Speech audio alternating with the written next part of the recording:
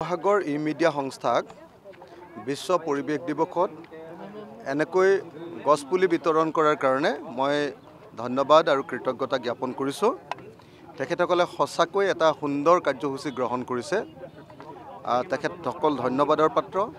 কিন্তু একেটা সময়তে আমি মনত ৰাখিব লাগিব যে গছপুলিটো ৰুলে নহ'ব, গছপুলিটো বচাব লাগিব, গছপুলিৰ পৰা আমি বৃক্ষত পৰিণত কৰিব লাগিব আৰু তাৰ কাৰণে আমাক লাগিব সাষ্টেইন এফৰ্ট, অনবৰতে লাগি থকাৰ ধৈৰ্য। সেইকাৰণে অসমীয়াত এটা কথা আছে কি বুলি কয়, পঢ়াই পঢ়ে ৰুৱে পাণ, এই তিনিওৱে নিশ্চিন্তে আন। তাৰমানে যদি এটা গছপুলি ৰুব লাগে, এটা পাণপুলি ৰুব লাগে, তেতিয়াহ'লে তেওঁ সেই কামটোত লাগি থাকিব লাগিব। গতিকে মই আপোনালোকক অনুৰোধ জনাইছোঁ এই কামটো যাতে হওক। যিসকলে গছপুলি আজি ৰুইছে সকলোৱে লাগি থাকক। আৰু অসমৰ মুখ্যমন্ত্ৰীক মই এটা আহ্বান জনাব খুজিছোঁ। অসমৰ মুখ্যমন্ত্ৰীয়ে যোৱাবাৰ কাতি মাহত গছপুলি ৰুই 1 কোটি গছপুলি ৰুই এটা ৰেকৰ্ড কৰিব খুজিছিল।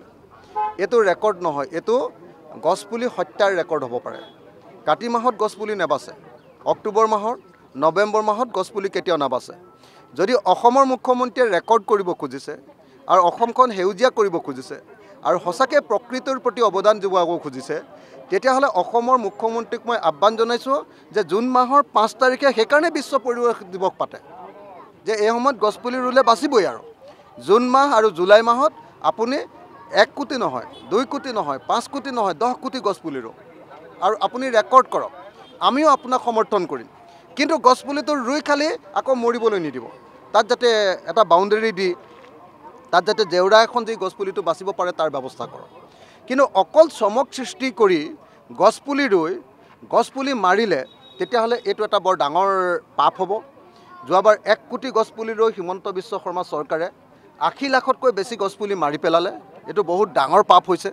মই সেইকাৰণে অসমৰ মুখ্যমন্ত্ৰী ডাঙৰীয়াক আহ্বান জনাওঁ যে এতিয়া ইলেকশ্যন গুচি গৈছে, আপোনাৰ মনটো অলপ বেয়া হৈ আছে, মনটো ভাল লগাবৰ কাৰণে আপুনি অকণমান গছপুলি ৰোৱাৰ কাৰ্যসূচী এটা লওক। কিন্তু গছপুলি ৰোৱাৰ কাৰ্যসূচীটো লোৱাৰ লগে লগে গছপুলিকেইটা যাতে বাচে, এইটো জুন আৰু জুলাই মাহৰ ভিতৰতে এই কাৰ্যসূচীটো কৰক দেই। তাতকৈ বেছি দেৰি নকৰিব। তাতকৈ বেছি দেৰি কৰিলে আপুনি গছপুলি হত্যা কৰাৰহে উপাধি লাভ কৰিব। কিন্তু